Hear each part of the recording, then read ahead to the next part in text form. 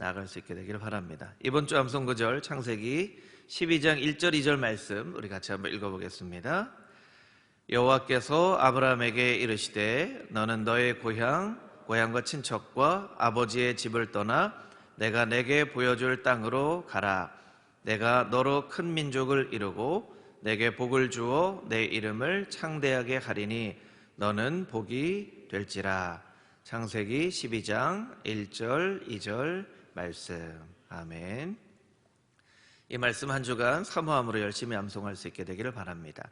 또 이번 한 주간에는 레위기 8장부터 민수기 16장까지의 말씀을 날짜에 맞춰 성경을 또 통독을 합니다. 하나님 말씀과 매일 동행하며 살아가는 여러분 되시기를 소망합니다.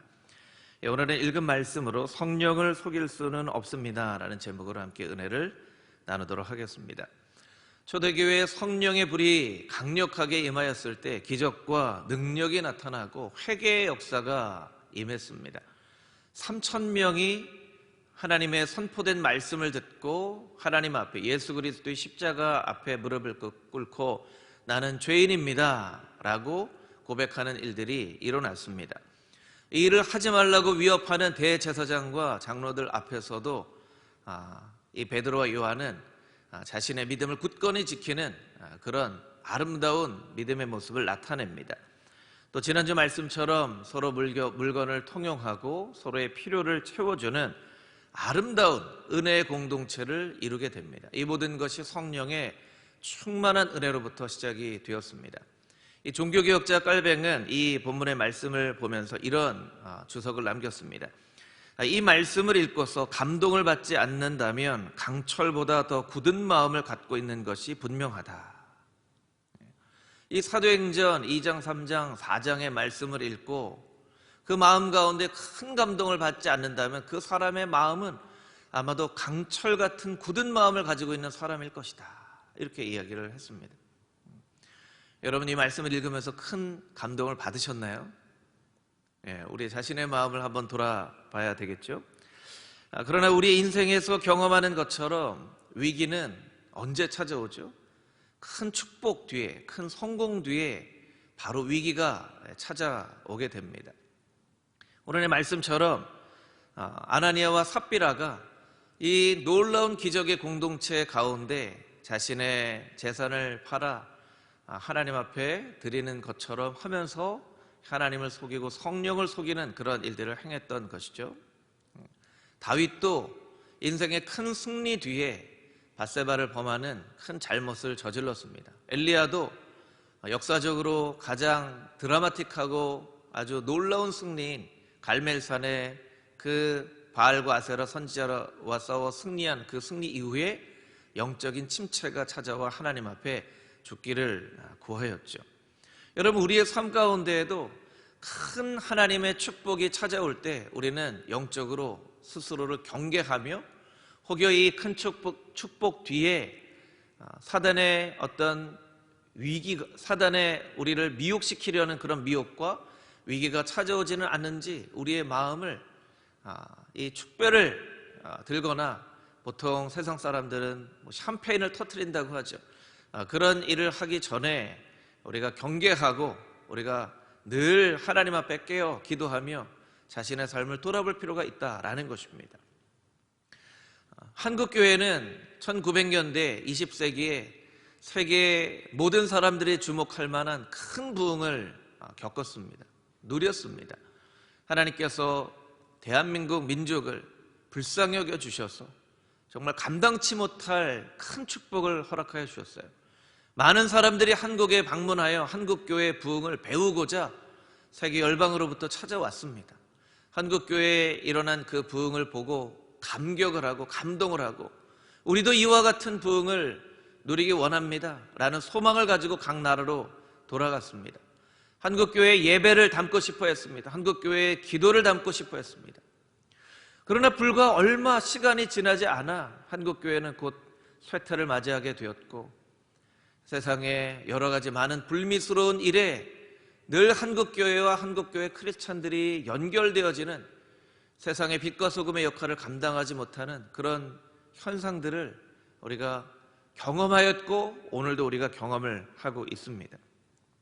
저는 오늘 말씀을 통하여서 우리의 삶 가운데에도, 한국 교회 가운데에도 큰 축복 뒤에 찾아오는 위기를 어떻게 우리가 지혜롭게 성령의 은혜로 말미암아 이겨낼 수 있을지에 대한 영적인 그 은혜와 깨달음을 얻게 되는 귀한 시간이 되기를 소망합니다.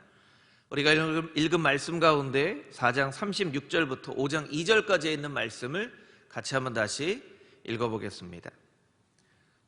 우리 함께 읽겠습니다. 구브로에서 난 레위족 사람이 있으니 이름은 요셉이라. 사도들이 일컬어 바나바라, 번역하면 위로의 아들이라 하니, 그가 밭이 있음에 팔아 그 값을 가지고 사도들의 발 앞에 두니라. 아나니아라 하는 사람이 그의 아내 삽비라와 더불어 소유를 팔아 그 값에서 얼마를 감춤해 그 아내도 알더라. 얼마만 가져다가 사도들의 발 앞에 두니. 아멘. 이 바나바는 사도행전에 아주 중요한 인물이죠. 안디옥 교회를 발전시킨 사람입니다. 가장 중요한 역할은 이 동족 유대인들 가운데 예수님을 믿는 사람을 찾아서 핍박하였던 사도 바울을 일꾼으로 세웠던 사람이죠. 아마 바나바가 없었더라면 사도 바울이 이렇게 아름답게 세워지고 열방의 복음 증거하는 선교 사명을 잘 감당하지 못했을 수 있습니다. 그만큼 중요한 역할을 한 사람이 바나바였다는 것이죠. 바나바가 하나님의 이 귀한 일꾼으로 쓰임받는 과정 가운데에는 자신의 재산을 팔아 하나님 앞에 온전히 드리는 그 헌신으로부터 시작되었다는 것을 오늘의 본문의 말씀을 통해서 우리는 깨달아 알 수 있습니다. 말하자면 바나바는 자신의 말이 아니라 삶으로 실천하는 리더, 삶으로 실천하는 크리스찬이었던 것이죠. 그런데 이 모습을 바라보며 초대교회 성도 중에 한 명이었던 아나니아와 삽비라가 좀 소망의 마음이 있었어요. 어떤 면에서 좀 세민한 마음도 있었어요. 우리도 저 바나바처럼 좀 멋진 인생을 살면 좋겠다. 바나바처럼 정말 훌륭한 인생을 살았으면 좋겠다. 그런 마음이 생긴 것이죠. 그래서 아나니아와 삽비라가 상의를 했을 것입니다. 우리도 밭을 팝시다. 밭을 팝시다. 그래서 밭을 팔게 됩니다. 그리고 사도들의 발 앞에 두는데 온전히 그 예물을 드린 것이 아니라 재산의 일부는 숨기고 온 그 금액을 드린 것처럼 하나님을 속이는, 성령을 속이는 그런 잘못을 저지른 것이죠. 여러분, 이것은 초대교회의 의무사항이 아니었습니다. 초대교회 성도들은 모두 다 이렇게 행해야 된다라고 어떤 강제조항으로 혹은 의무사항으로 얘기하는 것이 아니었습니다. 이 사도행전의 말씀을 보면 이것이 전체적으로 공동체적으로 일어난 일이 아니라 그런 일들이 일어나고 또 일어나고 또 일어났다, 이런 표현들이 있습니다. 그런 것으로 보면 이것이 사도행전의 초대교회 가운데 이 하나님께서 인도하시는 그 사람들 가운데 일어났던 그런 일이었다는 것이죠. 아나니아와 삽비라는 그의 마음 가운데 차라리 재산을 팔지 않았더라면, 이 밭을 팔아 하나님께 드리려는 그 마음이 없었더라면 훨씬 더 좋을 법한 그런 잘못을 저지른 것이죠. 아니면 그냥 솔직하게 내가 밭을 팔았지만 내가 이 가운데 얼마를 드립니다 라고 이야기를 했었으면 훨씬 더 좋았을 텐데 그 소유의 일부분을 드리면서 다 드린 것과 같은 그런 잘못을 범했다라는 것이죠. 아마 아나니아와 삽비라가 가지고 있었던 주목받고 싶었던 마음, 좀 바나바를 바라보면서 샘났던 그런 마음, 사람들에게 칭찬받고 싶은 마음, 그 마음은 잘못된 마음이라고 할 수는 없을 것입니다. 여러분, 그런 마음이 누구에게나 있죠. 저와 여러분에게도 그런 마음이 있지 않습니까? 누군가 칭찬을 받으면 나도 칭찬받고 싶다, 그런 마음이 있죠. 그런 마음이 누구에게나 다 있습니다. 어린아이들은 부모님의 사랑을 받고 싶어 합니다. 사춘기의 아이들은 주목받고 싶은 마음에 때로는 돌출 행동을 하기도 하죠. 저도 이렇게 기억을 해보면 어릴 때 반장을 해본 기억은 별로 없는 것 같아요. 그런데 저는 꼭 응원단장을 했던 것 같아요. 응원단장. 선생님이 나와서 이 문제 풀 사람 하면 손 들고 나간 적은 별로 없었던 것 같아요. 그런데 누가 한번 노래 불러볼래? 그러면 제가 1등으로 저요! 하고 나가서 노래 불렀던 그런 기억이 납니다. 아마 어릴 때에, 어린 시절에 안광국이라는 어린아이는 굉장히 주목받고 싶고 사랑받고 싶고 그런 마음이 있었던 그런 어린아이였던 것 같아요. 지금 생각을 해보면. 여러분, 그런 마음이 누구에게나 있죠. 다 있습니다. 사람들은 다 자신이 얼마나 소중한 존재인가를 주변의 사람들을 통해서, 다른 사람들을 통해서 확인하고 싶은 그런 마음들이 다 있는 거예요. 다 있는 거예요. 그래서 여러분, 주변에 뭔가 작은 변화가 있을 때라도 그 변화를 이렇게 이야기를 해 주십시오. 저는 이제 어릴 때부터 부모님과 떨어져서 그런 삶을 살아서 그런지 저에게 있는 은사라고까지는 하기 그렇고요. 좀 장점이 하나 있는데 사람들의 변화를 굉장히 예민하게 잘 살펴봅니다. 권사님 미장원 다녀오셨군요. 권사님 뭐가 바뀌신 것 같은데요? 우리 장로님 뭐가 바뀌신 것 같은데요? 집사님 뭐 이렇게 바뀌시지 않았어요? 그러면 거의 한 95% 정도는 제가 이렇게 알아맞힙니다. 그러면 굉장히 좋아하세요. 목사님 제 남편도 모르는 걸 어떻게 아셨어요? 목사님 어떻게 이렇게 저한테 관심이 많으시군요. 그렇게 하고 굉장히 좋아하세요. 여러분, 사람들은 그런 마음이 있어요. 아주 좋은 일을 해서 모든 사람들 앞에서 아주 큰 칭찬을 받고 싶어하는 그런 마음뿐만 아니라 나의 삶 가운데 있는 작은 변화도 주변에 있는 사람들이 알아차리면 좋아하는 마음이 있는 거예요. 여러분, 그런 마음을 어떻게 잘못된 마음이라고 할 수 있겠습니까? 오늘 본문의 말씀을 통해서 우리가 깨달아 알아야 될 것은 아나니아와 삽비라에게 있었던 그 마음이 잘못됐다는 것이 아닙니다.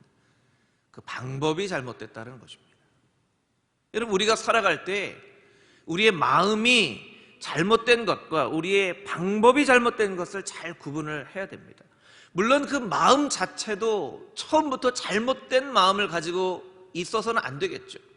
우리가 잘못 생각하고 있는 것 중 하나는 내가 가지고 있는 이 마음이 잘못된 마음이 아니기 때문에 때로는 잘못된 방법을 취할 때 그것을 미화시키는 그런 경우들이 있어요.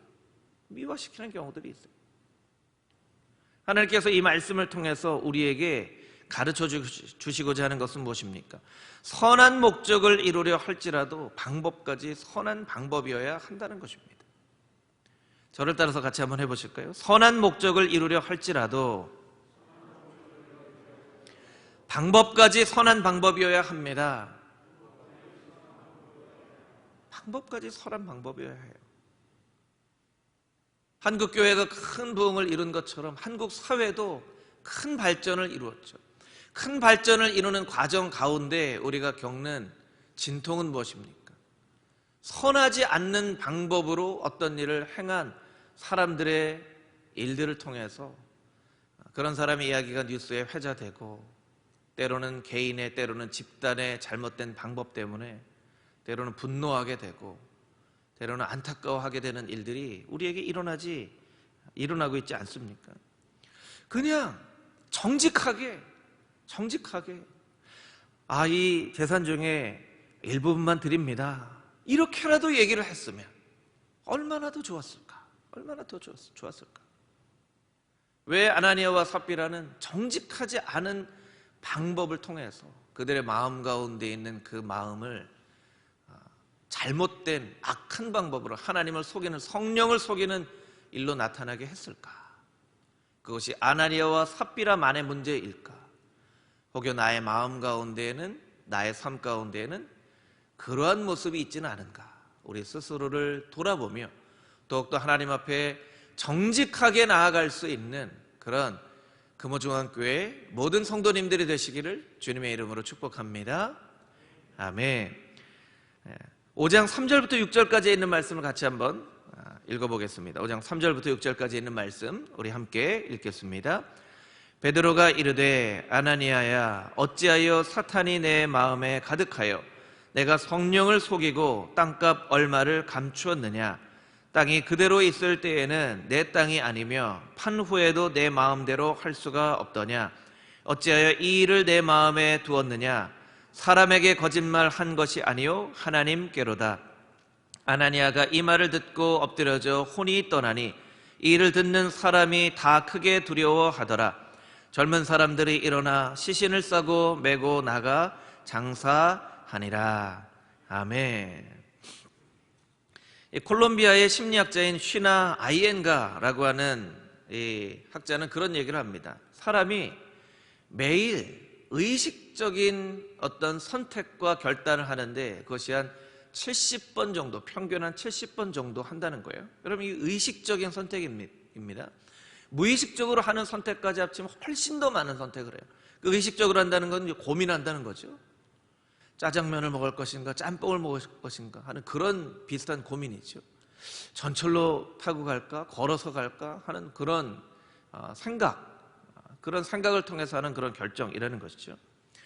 하루에 평균 70번 정도의 그런 의식적인 선택을 하게 된다면 우리는 1년에 25,550번 정도의 결정을 하게 됩니다. 70년의 인생을 살아간다면 약 178만 8천 번의 선택과 결정을 합니다. 이게 어마어마하게 많은 선택을 하는 거예요. 여러분, 이런 선택을 어떻게 했느냐가 결국 우리의 인생이 되는 것입니다. 문학가인 알베르 까뮈는 이런 얘기를 합니다. 인생이란 자신이 내린 모든 선택의 총합이다. 참 우리가 좀 깊게 생각을 해봐야 될 그런 문구이죠. 인생이란 무엇인가? 자신이 내린 모든 선택의 총합이 결국엔 인생이 된다라는 것이죠. 여러분, 여러분의 인생이 내가 정말 잘 살았구나, 혹은 좀 아쉬움이 있구나, 어떤 마음을 가지고 있는지 모르겠지만 여러분의 지금의 그 인생의 모습은 과거에 여러분이 내린 그 선택의 총합으로 이루어졌다라는 것이죠. 오늘 이 아나니아가 내린 이 선택은 인생 가운데 내릴 수 있는 여러 번의 선택 중에 한 번의 선택이 아니에요. 왜냐하면 이 한 번의 선택 때문에 죽게 되거든요. 여러분, 70년 인생을 살아간다면 178만 8천 번의 선택을 하게 되지만 우리가 꼭 깨달아 알아야 되는 것은 그 가운데 어떤 선택은 그 선택을 하게 됨에 따라 내가 살기도 하고 죽기도 하는 그런 아주 중요한 선택도 있다는 것이죠. 베드로가 아나니아에게 물어봅니다. 왜 이런 일을 행했느냐? 왜 이런 선택을 하였느냐? 왜 땅값 얼마를 감추었느냐? 왜 사탄의 음성을 듣고 성령을 속였느냐? 너는 물질을 다스려 하는데 왜 물질에 대한 욕심에 의해 다스림을 받고 있느냐? 그렇게 물어보는 것이죠. 이것은 사람에게 거짓말을 한 것이 아니라 하나님께 거짓말을 한 것이다. 이 말을 했을 때 그냥 넘어져서 혼이 빠져나가 죽게 됩니다. 여러분, 우리는 물질의 많고 적음을 떠나서 그 물질을 다스리는 삶을 살라고 하나님께서 우리에게 명령하셨죠. 우리가 방금 예배를 드릴 때도 암송했던 창세기 1장 27절 28절 말씀에 생육하고 번성하라, 땅에 충만하라, 땅을 정복하라. 이 땅을 정복하라는 말은요, 이제 말이 정복이라는 말로 번역이 되어 있지만 cultivate, 경작하다, 이 컬처라고 하는 문화라는 말이 이 cultivate라는 말에서 나온 것이죠. 문화를 만들라는 거예요. 질서를 만들라는 것이죠. 세상의 질서를 만들고 문화를 만드는 그런 삶을 살아라 라고 말씀하신 거예요. 그런데 이 물질을 다스리면서 살아야 되는데 이 물질에 의해서 다스림을 받고 살아가는 것이죠. 여러분, 4절 말씀을 한번 보시겠습니다. 4절 말씀. 4절에 보면 이런 말씀이 있죠. 땅이 그대로 있을 때에는 내 땅이 아니며 판 후에도 내 마음대로 할 수가 없더냐. 여러분, 우리가 물질을 다스리는가, 물질에 의해서 다스림을 받는가 라는 것을 판단할 수 있는 기준은 여기에 있습니다. 내 마음대로 할 수 있으면 물질을 다스리는 거예요. 그런데 내 마음대로 할 수 없으면 물질에 의해서 다스림을 받고 살아가는 것이죠. 아니, 물질을 내 마음대로 할 수 없냐? 이게 너의 바치고 너의 자산인데 누가 이걸 가지고 너에게 어떻게 하라고 하지 않았는데 너는 왜 내 마음대로도 할 수 없느냐라고 말씀하시는 거예요. 거의 한 20년 전쯤의 일인데요. 제가 이제 온누리 교회에서 사역을 막 시작할 때쯤 제가 담당하고 있는 구역, 말하자면 교구이죠. 공동체에 신방을 했는데 실족할 뻔했던 그런 일이 있습니다. 어떤 이제 여자 집사님이 우리 집이 너무나 재정적으로 어려워서 이 재정적으로 이 어려운 것을 이겨낼 수 있도록 목사님 좀 기도해 주십시오 하고 눈물로 이제 간구를 하는 신방인데요. 그 집이 한 58평쯤 되는 아파트였어요. 제가 우리 가정이 너무 어려워서 다단계, 그때 이제 아메이라고 하는 다단계 해서 제가 이걸 해야 되는 이 사업도 정말 잘 되게 해주세요 했는데 그 남편이 안양에 있는 어떤 대학병원 과장이었어요. 그리고 아이를 돌보는 전남 아주머니가 계셨고, 근데 정말 가정 형편이 어려워서 제가 일을 하게 되는데 좀 도와주세요 하는데 정말 솔직하게 기도해주고 싶지 않은 마음이 솔직하게 잠깐 들더라고요. 솔직하게 속마음에 하나님, 이 집 화장실이 저희 안방보다 더 좋은데요, 이런 마음이 드는 거예요.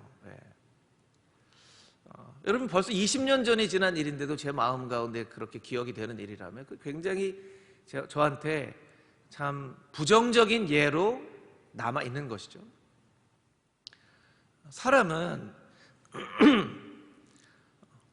얼마만큼의 돈을 가지고 있으면 그 돈에 다스림을 받지 않고 살아갈 수 있을까? 사람이 어렵다고 하는 것의 기준을 어떻게 세워야 할 것인가? 이것은 어떻게 보면 우리가 생각할 때는 돈이 어느 정도 있으면 이 돈에 다스림을 받지 않고 살아가겠지. 요새 젊은이들이 이제 재테크에 너무나 관심이 많아요. 그래서 얼마 만들기, 얼마 만들어서 조기에 은퇴하고 인생을 즐기며 살아간다, 이런 것이 젊은 사람들 사이에 너무나 많아요. 그러면 그 세상 사람들이 이야기하는 것처럼 얼마를 만들면 그러면 돈에 구애를 당하지 아니하고 돈에 얽매이지 않고 살아가게 되는가? 그렇지 않다는 것이죠. 그렇지 않다는 거예요. 여러분, 10,000원이 크게 보이면 만 원에 얽매이는 사람이 되는 거예요. 그런데 100만 원이 크게 보이지 않으면 100만 원에도 얽매이지 않는 사람이 되는 거예요. 여러분, 10,000원이 큰가요? 100만 원이 큰가요? 여러분, 10,000원이 큰가요? 100만 원? 너무 어려운 질문을 제가 드렸죠? 네. 100만 원이 크죠. 그런데 어떤 사람은 100만 원이 크게 보이지 않는 그런 삶을 살아가는 사람이 있어요. 그건 돈이 어마어마하게 많기 때문에가 아니라 그 돈이 크게 보이지 않을 때가 있어요. 그런데 어마어마하게 돈을 많이 가지고 있는 사람도 10,000원을 크게 보는 그런 사람도 있어요. 세상 사람들은 그렇게 얘기할 수 있습니다. 그 10,000원을 아낄 줄 알아야 부자가 되는 거예요. 그런데 그것은 아끼는 그런 일과는 다른 일이에요. 얽매이는 것은 아끼는 것과 다른 일이에요. 성경에 돈에 대한 몇 가지 말씀이 있는데 그 중에 디모데전서와 디모데후서에 있는 말씀을 우리가 자막으로 같이 한번 좀 읽어보기 원합니다. 먼저 디모데전서 6장 10절 말씀 우리 같이 한번 읽어보겠습니다. 돈을 사랑함이 일만하게 뿌리가 되나니 이것을 탐내는 자들은 미혹을 받아 믿음에서 떠나 많은 근심으로써 자기를 찔렀도다. 여러분, 돈이 문제가 아니라 돈을 사랑하는 것이 일만하게 뿌리가 된다고 이야기를 하고 있습니다. 여러분, 사랑은 무엇이죠? 사랑은 매이는 거예요. 매이는 거예요. 아내를 사랑하면 아내에게만 매이는 거예요. 예수님을 사랑하면 예수님에게만 매이는 거예요. 여러분은 다 예수님 사랑하시죠? 할렐루야. 그럼 여러분 예수님께 매이는 거예요. 이제 예수님 말씀만 듣고 사셔야 돼요. 그 매이는 거예요. 아내를 사랑하면 아내에게 매이는 거예요. 이 세상에 여자들이 많지만 나는 이 세상의 여자들보다 이 한 여자에게 매이는 인생을 살아가겠다 하는 것이 바로 사랑이에요. 돈을 사랑한다는 것이 무엇입니까? 돈에 매이는 거예요. 어떤 것을 결정하더라도 다 돈을 기준으로 결정하게 되어 있습니다. 여러분, 이 돈을 사랑하는 것이 일만하게 뿌리가 되는데 6장 10절 자막으로 보여주세요. 이것을 탐내는 자들은 미혹을 받아 믿음에서 떠나 많은 근심으로 자기를 찔렀도다. 여러분, 돈을 사랑하는 사람은요, 결국 그 사랑하는 마음이 자기를 찔릅니다. 찔러요. 돈을 사랑했는데 그 마음이 자기를 찔러요. 골로새서 3장 5절 말씀처럼 탐심은 곧 우상숭배라 하셨는데, 돈을 사랑하는 것, 그것이 바로 탐심, 탐내는 마음이 되고 그 탐내는 것이 우상숭배가 되는 거예요. 디모데후서 3장 1절 2절 말씀에는 이런 말씀이 있습니다. 디모데후서 3장 1절 2절 말씀 함께 읽겠습니다. 너는 이것을 알라. 말세에 고통하는 때가 이르러 사람들이 자기를 사랑하며 돈을 사랑하며 자랑하며 교만하며 비방하며 부모를 거역하며 감사하지 아니하며 거룩하지 아니하며. 2절에 보면 사람들이 자기를 사랑하며 돈을 사랑하며 말세에 나타나는 그 현상들 중에 하나가 돈을 사랑한다고 되어 있는데요, 1절을 다시 보면 너는 이것을 알라. 말세에 고통하는 때가 이르러. 고통하는 때가 이르러. 여러분, 돈을 사랑하는데요, 그것이 우리에게 고통을 준다는 거예요. 고통을 준다는 거예요. 한국 사회에 이 작년 한 해 막 부동산이 너무너무나 올라가서 이제 한국 그 서울 시내 안에 웬만한 아파트는 10억 이하를 주고는 살 수 없는 세상에 되어져 버렸어요. 어마어마하게 부동산 값이 많이 올랐죠. 아직도 계속 오르고 있는 것 같아요. 그래서 다 행복해졌나요? 다 행복해졌나요? 사람들이요, 얼마나 부동산이 많이 오르기를 바라고 있는지 다 그냥 얼마나 오르나 보고 있어요. 여러분, 그게 우리의 마음 가운데 정말 행복을 줬는지 한번 살펴볼 필요가 있다는 거예요. 행복을 줬는가? 그럼 집은 무엇입니까? 집은 잘 살라고 하나님께서 우리에게 집을 만드는 지혜를 주시고 집 안에서 살게 하신 거예요. 그냥 집은 그냥 살기 불편하지 않으면 됩니다. 살기 불편하지 않으면 돼요. 집에 매여 살아가는 것이죠. 한국 사회는 집에 매여 살아갑니다. 여러분, 아나니아와 삽비라의 문제가 아나니아와 삽비라만의 문제라고 생각하지 않고 나의 문제라고 생각을 할 수 있다면 나 스스로에게 이렇게 질문해 볼 필요가 있다는 것이죠. 나는 돈에 얽매여 있는 사람은 아닌가? 돈을 사랑하는 사람은 아닌가? 스스로 찌르고 고통을 당하는 그런 사람은 아닌가? 나는 최근에 돈 때문에 얼마나 행복했는가? 돈 때문에 얼마나 고통스러웠는가? 하나님께서 물질을 다스리며 살라고 말씀하셨는데 나는 왜 물질에 의해서 다스림을 받고 살고 있는가? 그 자신의 모습을 살펴보며 하나님 앞에 다시 한번 회개하며 헌신하며 결단하는 삶을 살아야만 합니다. 하나님, 돈에 다스림을 받고 살지 않게 하여 주시고 돈을 다스리며 살게 하여 주시옵소서. 물질에 다스림을 받지 않고 살아가는 하나님의 거룩한 백성 되게 하여 주시옵소서. 적은 돈으로도 만족하며 행복한 인생을 살아갈 수 있는 나의 인생 되게 하여 주시옵소서. 그렇게 주님 앞에 간구하며 결단하며 회개하며 나갈 수 있는 금호중앙의 모든 성도님들이 다 되시기를 주님의 이름으로 축복합니다. 아멘. 우리 7절부터 11절까지에 있는 말씀을 같이 한번 읽어보도록 하겠습니다. 7절부터 11절 말씀 함께 읽겠습니다. 3시간쯤 지나 그의 아내가 그 일어난 일을 알지 못하고 들어오니 베드로가 이르되 그 땅 판값이 이것뿐이냐? 내게 말하라 하니 이르되 예 이것뿐이라 하더라.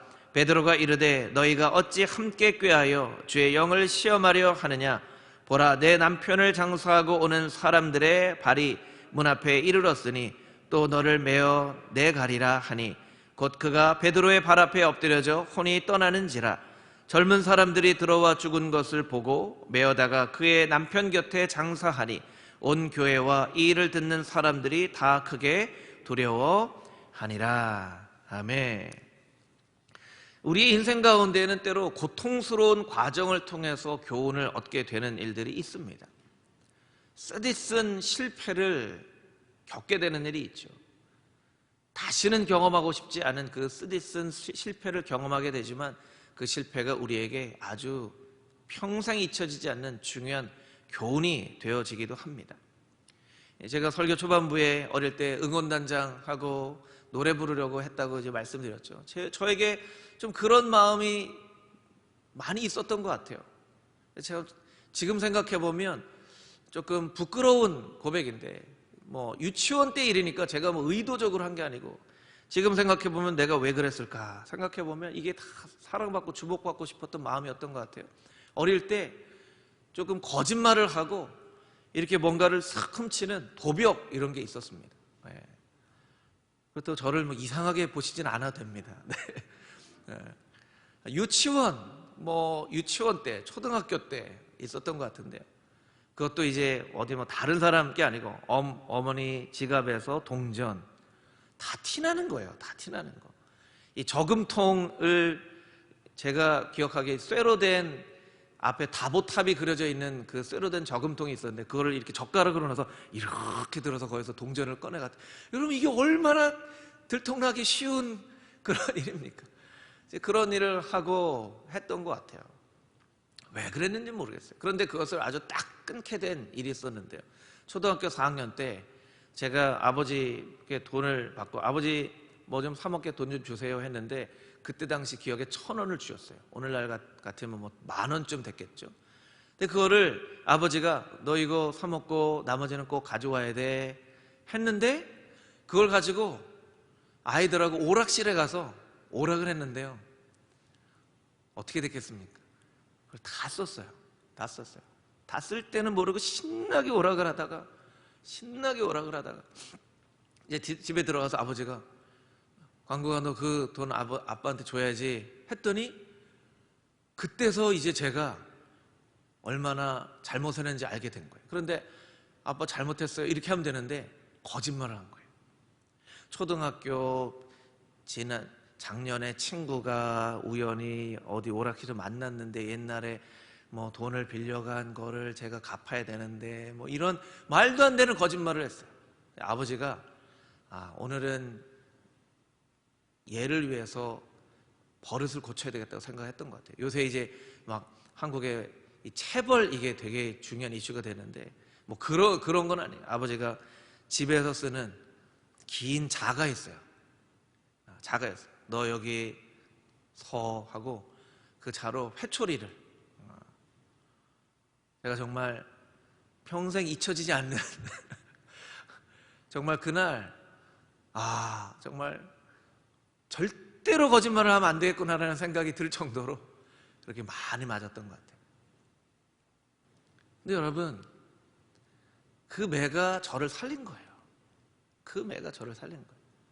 아마 그 아버지의 매가 없었으면 저는 어떻게 되어 있을지 사실은 모를까. 어디에서 사기꾼이 되어 있을 수도 있고 그렇겠죠. 그 아버지의 매가 저를 살린 거예요. 그것은 저에게 굉장히 참 힘든 고통스러운 경험이지만 제가 나중에 이제 아빠가 되고 아이를 키워보니까 아이들에게 체벌을 하는 아버지의 마음도 좋지 않더라고요. 아버지의 마음도 참 아프더라고요. 제가 아버지를 참 이해합니다. 아버지의 마음이 얼마나 아팠을까. 그리고 너무나 감사한 마음이 있어요. 그때 아버지가 그걸 그냥 슬쩍 너 그렇게 하면 안 돼 라고 지나갔으면 내 인생이 어떻게 됐을까. 아버지께 감사한 마음이 있어요. 여러분 때로는 우리의 삶 가운데 고통스러운 경험을 합니다. 고통스러운 경험을 해요. 어쩌보면 작년 한 해 우리가 코로나 때문에 겪은 그 고통도 그와 비교할 수는 없지만 그런 종류의 고통일 수도 있겠죠. 그러나 우리가 큰 교훈을 얻어야 됩니다. 평생 잊혀지지 않는 큰 교훈을 얻어야 된다는 거예요. 초대교회 아나니아와 삽비라의 이 사건은 초대교회에게 있어서는 참 고통스러운 경험이죠. 참 고통스러운 경험이에요. 그런데 하나님은 이러한 고통스러운 경험을 통해서 또 이 초대교회 안에 있는 영적인 불순물들을 제거하기 원하시는 마음이 있었어요. 왜냐하면 하나의 불순물이 온 물을 흐리는 것처럼, 여러분, 물 안에 물이 아무리 좋은 물이어도 거기에 이물질이 떨어지면 작은 거라 하더라도 그 물 자체가 다 버려지는 거잖아요. 여러분, 본문의 말씀 가운데 우리가 눈여겨보지 않는 단어들이 있는데요. 어떤 단어가 있냐면요, 이런 단어들이죠. 1절 말씀에 아나니아라는 사람이 있는데 그 사람이 아내 삽비라와 더불어, 이런 말이 있어요. 9절 말씀을 좀 보여주시면, 9절 말씀에 베드로가 이르되 너희가 어찌 함께 꾀하여, 이런 말씀이 있어요. 여러분, 이 판돈을 속이고 얼마만 드리고자 하는 것은 누구의 생각이었을까요? 누구의 아이디어였을까요? 아나니아 생각이었을까요? 삽비라 생각이었을까요? 아니면 이게 한순간에 그냥 딱 맞아떨어지는 생각이었을까요? 뭐 그것을 성경에서 정확하게 얘기하고 있지는 않지만, 만약에 아나니아와 삽비라의 생각이라면 아나니아가 그렇게 얘기를 했겠죠. 삽비라, 근데 이거 다 드리면 우리 앞으로 어떻게 살지? 이거 좀 감춰놓고 다 드렸다고 합시다. 당신하고 나만 이걸 모른 척하면 누가 알겠어? 아마 그런 과정을 통해서 함께 거짓말을 했겠죠. 하와가 죄를 저질렀는데 아담에게 가서 먹으라고 합니다. 여러분, 죄는 늘 함께 죄를 저지를 사람을 만듭니다. 여러분, 분명히 기억하십시오. 죄는 곧 함께 죄를 저지를 사람을 만들어요. 이스라엘 백성들이 가나안 땅으로 들어가는 과정 가운데 여리고성에 큰 승리를 이루었지만, 여리고성과 비교할 수 없는 작은 아이성의 전투에서는 패배했죠. 왜 패배했죠? 아간이라는 한 사람의 범죄 때문이었습니다. 하나님께서는 그것을 아간이라는 한 사람의 범죄로 보지 않으시고 그 공동체 가운데 있는 영적인 불순물을 제거하시려는 그 마음을 가지고 계세요. 그래서 하나님이 심판하지 않으시고 이스라엘 백성들이 아간을 데리고 가서 돌로 쳐서 스스로 심판하는, 여러분, 아간을 돌로 쳐서 심판할 때 사실은 자기의 마음 가운데 있는 탐심을 향해 돌을 던지는 것입니다.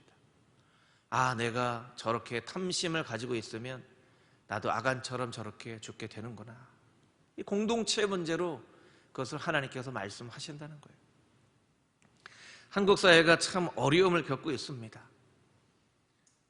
정인이의 문제나 인터콥이라고 하는 선교단체가 정말 열심히 복음 전하려고 하는 그 마음은 이해를 하지만, 어떻게 신천지보다 더 못한 이런 대접을 받아야만 합니까? 여러분, 그런 일들을 바라보면서 저 사람들만의 문제라고 생각하면 안 된다는 거예요. 이게 어떻게 보면 금호중앙교회는 아니지만 한국 땅 가운데 있는 하나님의 교회로 본다면 이게 하나님의 교회 안에 일어난 문제로 우리가 봐야 된다는 거예요. 우리가 하나님, 저 사람들 정말 잘못했습니다 라고 얘기하는 게 아니라, 하나님, 나를 불쌍히 여겨주시고 우리가 더 하나님 앞에 정직하게 나갈 수 있도록 주님, 나를 불쌍히 여겨주시옵소서, 죄악을 도말하여 주시옵소서. 그렇게 하나님께서는 우리가 하나님 앞에 그 문제를 가지고 회개하며 나아가기를 원하시는 거예요. 공동체 가운데 있는 그 불순물을 제거할 때에 사도행전에 있는 교회가 더 아름다운 하나님의 뜻을 이루어드리는 멋진 교회가 되었던 것처럼, 한국 사회 가운데 일어나는 그런 많은 문제들을 그들의 문제로 여기지 아니하고 나의 문제로 여기고 하나님 앞에 무릎 꿇어 회개하며 기도하며 나아갈 때에 하나님께서 금호중앙교회뿐만 아니라 한국 교회에 하나님께서 다시 한번 기회를 주시고 하나님의 놀라운 뜻을 이루어드리는 그런 아름다운 교회로 세워나가시게 될 줄 믿습니다. 그것을 위해서 나 자신이 하나님 앞에 더욱더 회개하며 헌신하며 고백하며 나아가는 금호중앙의 모든 성도님들이 다 되시기를 주님의 이름으로 축복합니다. 아멘.